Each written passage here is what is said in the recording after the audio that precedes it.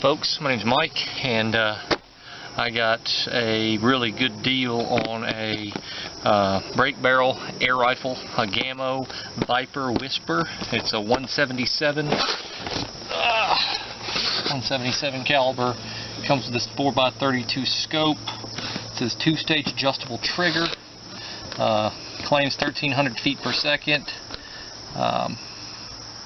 Gas piston. So we will see. It was $128. I got it for $64 at Walmart, and I did go ahead and cut it open only to verify all its contents were in. It actually looks new. A little damage to the scope box there, but scope. The actual air rifle.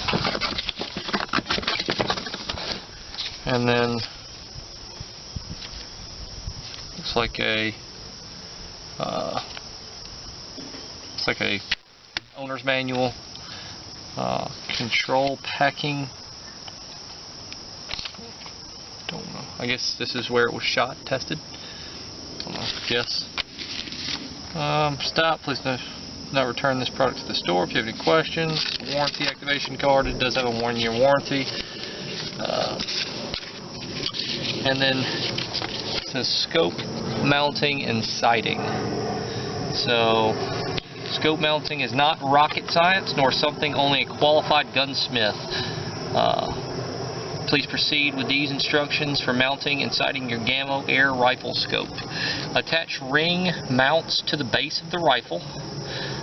The rear ring mount requires the installation of the recoil pin to prevent the rings from moving or slipping on the receiver grooves or rails. Lower the recoil pin down less than 1/4 inch into the ring perforation. Minimize distance between mounts, about 2 inches. Minimum distance between mounts is 2 inches. Okay, sorry about that. It gives you illustrations here. Tighten the horizontal screws in the lower half of the rings. Place the scope into the bottom half of the ring mounts. Attach the upper half of the ring mounts. Do not tighten screws yet. To find the proper eye relief, move scope forward or backwards until you can see the reticle and target comfortably. Before tightening the screws in the upper half of the rings, align or rotate the vertical and horizontal post axis of the reticle with the vertical and horizontal bore axis of the gun. You can tighten all ring mount screws using a non-permanent thread lock, like blue thread lock. Sighting. Make sure to read the adjustment turrets. Adjust in the direction you want to move the point of impact. The closer you are the target. That's what it says. The closer you are the target, the more clicks you need to see the change in the point of impact. Only adjust one direction at a time. You may want to take more than one shot to verify the change in your point of impact. Please be patient to gain consistency. So, seems pretty straightforward. Like I said, little damage to the box, but hopefully no issues with the actual scope itself. And it's indicating that the reticle is just a what we would call a duplex reticle. So you've got two sizes. So the outside and the inside is like a hairline. I really got used to that. It's a pretty basic 4x32 scope. It was wrapped in a little bit of foam. Does not appear to be broken. Great.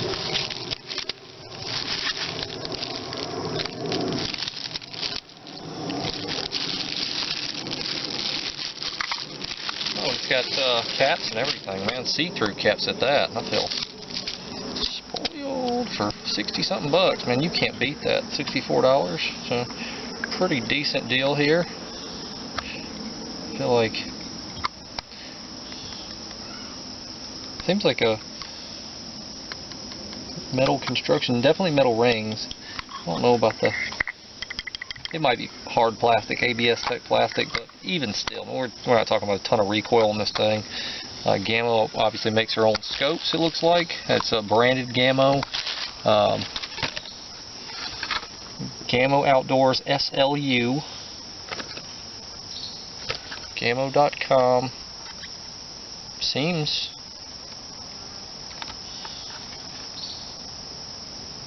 Yeah. I will update you if that is not correct. And now, the moment we've all been waiting for.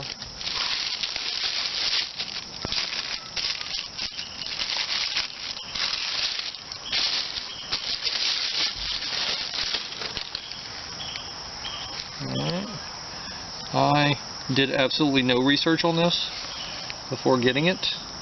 I don't know what these are. They look like little inserts. We're just going to leave them in there. They do come out, but then there's like, they kind of, I think there's like a little cutout in them. Oh yeah, there is. There's a little groove. When you slide them in, it should catch. It's got a decent coat of oil on it. It's got some texturing here on the sides. Seems pretty nice. I'm just going to aim down range. So, I do like more of a vertical grip, and just kind of natural, but this is not bad. I'm not going to dry fire this. I don't know what the repercussions of that are, but mostly plastic. I'm not going to do anything until I know, because I've never even used one of these. So, okay, so this is your safety, it looks like, on the bottom here. I've got an F and an S, so fire or safe. So safe is all the way back, and I guess that makes sense. And fire. So I'm going to leave it on safe for now. Of course, that's the #1 safety, finger straighten off the trigger until you're ready to fire. Definitely should use the same firearm safety rules, because the main purpose we got this for is to have a scoped, quieter option for the neighbors for some pest control, including squirrels. And we got pecan trees all over the place. There's hundreds of squirrels out here. And the 22, you know, this time of year, it's kind of loud. You know, we deer hunt back here too, so hopefully this will. The main reason was for the neighbors, not so much for the deer. I feel like the deer will get over it, but not like we're out here shooting the AR or anything. It's just a 22, and really, if all you have is a 22, one of the tips I would give you to get more of a air rifle quiet or air rifle-esque sound, you can use a subsonic 22 round. CCI makes some subsonic 22 rounds, and man, I was really impressed with no suppressor. I have a friend that has a suppressor on his 22, and we were out here, you know, kind of plinking with, you know, just some federal, just standard target ammo. I think 40 grain and 100% on the grain. But anyway, it was a faster than the speed of sound in his 22 with a suppressor, and it didn't really make that much of a difference. It's really because of the crack. And then with the CCI subsonic, it was like what I would imagine something like this would sound like. Not even like a gun, you know, like my bow is probably about the same sound. I mean, it's really quiet, which you would imagine like an assassin's pistol sounding like, you know, with a suppressor, like pew pew type deal. It's a little overboard, but anyway, I just, I don't know, just to try it out, I threw some of those in my little magazine on my 22 without a suppressor, and it was noticeably quieter. And so I've kind of started keeping an extra box of those in my ammo box, just to, if I want to be a little quieter, and hopefully this will solve or meet the need of you know, what we got this for, what we had 22 for. So we won't have to worry about that so much, because these pellets, man, these are probably not what we're going to be using for hunting. We're just going to get used to this right now, get it sighted in. These are, you know, obviously lead, so not really what we would want to hunt with. Preferably, we try to use, you know, like a non-toxic. It's super striking. Okay, folks, we have got our scope and the rings. We're actually already on here. This scope mounting and sighting instructions are telling us to remove this. see here. I trap. Remove it. I am trapped. Now at the bottom, they've got this recoil pin on the back that's supposed to go in. That's going to be this pin here.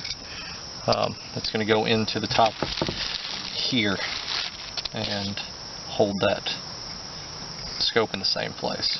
Will hurt you. Yeah, say hey, James. Hey, James. No, say hey to the world. Hey, world. Say hey up there to the camera. Look. Yeah. Say wave. Can we take a picture? No, you're on video. Oh. Like Ryan. Not like Ryan. Like Tim. Yep. Just like that.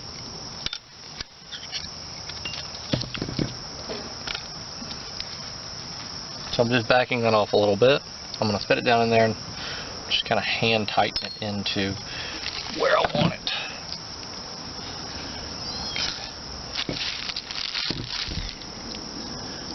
So it does stand up pretty good. It's not kind of flat on the bottom, seems like.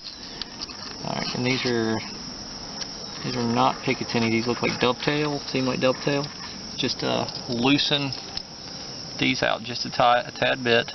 You may want to go ahead and put your front ring, and what you're going to tell your front from your rear is the rear's got that set screw in it in the center, and that rear does not. And you can always tell the bottom from the top because the bottom has the mounting bracket for that dovetail.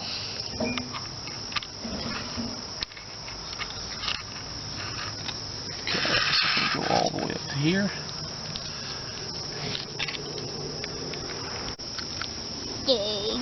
Okay. Again, not tightened down very much.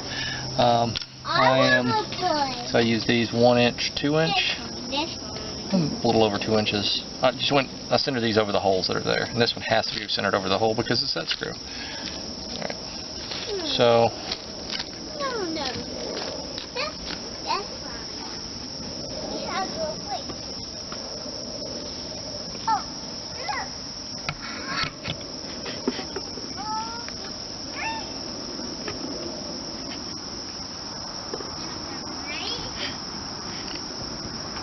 Okay,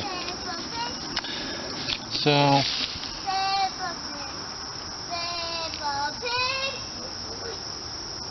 do not tighten screws yet. So we're just going to put these on. I'm not tightening the screws down. We're just going to set the screws in there. Maybe get it on the first little thread or so, both sides, because you want to tighten them up evenly. You want maximum contact on these.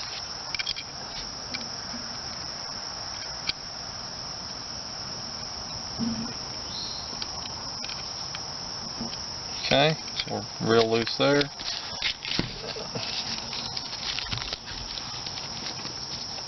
These I don't think matter which one's which. I mean, like you could probably use, whereas you got on the bottom, you got one specific to the rear because it's got that set screw. The top doesn't have any distinctive features like that, so I'm going to assume you can use whichever top part of the rings. Okay, so we're not really tight at all, as you can see.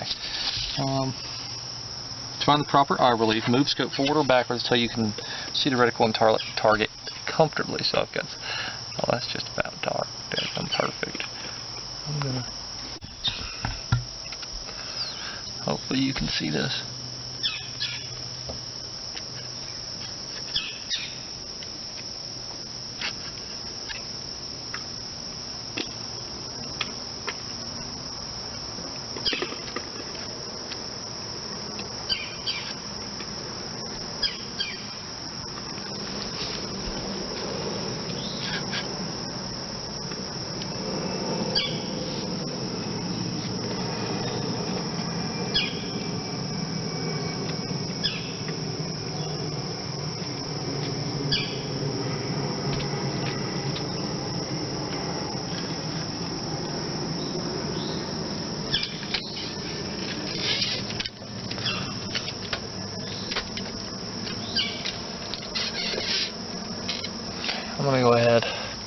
just to keep this front from moving. I like my scope back a little bit further on these because they don't recoil that much, and eye relief is perfect. There's no comfort. Before I tighten them up all the way, I will go back with a little blue Loctite.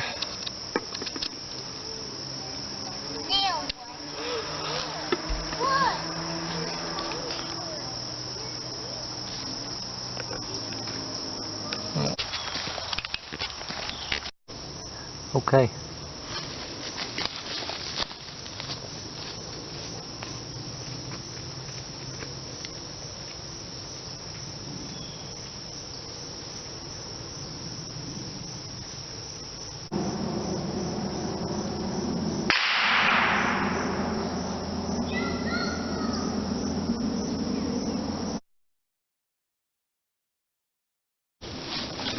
I'm literally at 5 yards. I'm going to shoot this target. Hopefully it doesn't bang back. I've got a tree in front of me, so I'm in front of that.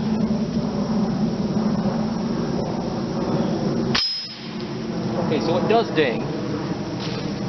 It does ding. We're just that far off. I think we're hitting a little high. I'm going to throw another one down and see where I mean, if you got to come down that far, just be careful. I wouldn't recommend shooting steel, but being safe and behind a tree. Pellet's not cutting through a tree. Worst case scenario, I'm gonna have to buy a new camera. But I will say it's pretty loud first couple shots, but it kind of eased off there. It seems like. Not even dead center mass.